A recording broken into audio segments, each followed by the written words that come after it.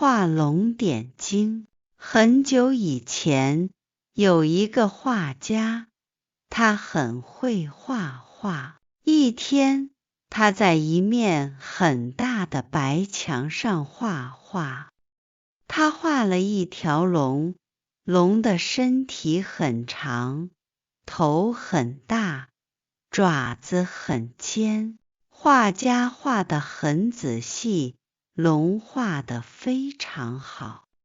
但是大家发现了一个问题，这条龙没有眼睛，龙的眼睛那里是空的。很多人来看画，大家都很喜欢这条龙，可是没有眼睛很奇怪。大家说，请给龙画上眼睛吧。画家听了，摇摇头说，不行啊，如果画上眼睛，这条龙就会活过来，飞走了，大家不相信。有人说，画眼睛，龙怎么会飞呢？这不可能。很多人也说，是啊，请画眼睛吧。画家看着大家，又看看墙上的龙，最后他拿起笔，蘸了一点墨，他在龙的脸上轻轻地画了2只眼睛。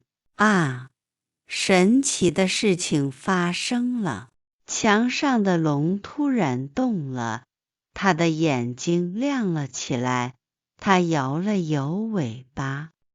接着天上响起了雷声，刮起了大风，墙上的龙活了，它轰的一声从墙上飞了出来。这条龙在大家头上飞了一圈，然后越飞越高，飞上了天空，飞到云里去了。最后龙不见了，所有的人都看呆了。大家张着嘴，抬着头，看着天空，非常吃惊。画家看着飞走的龙，又看看空空的墙，什么也没说。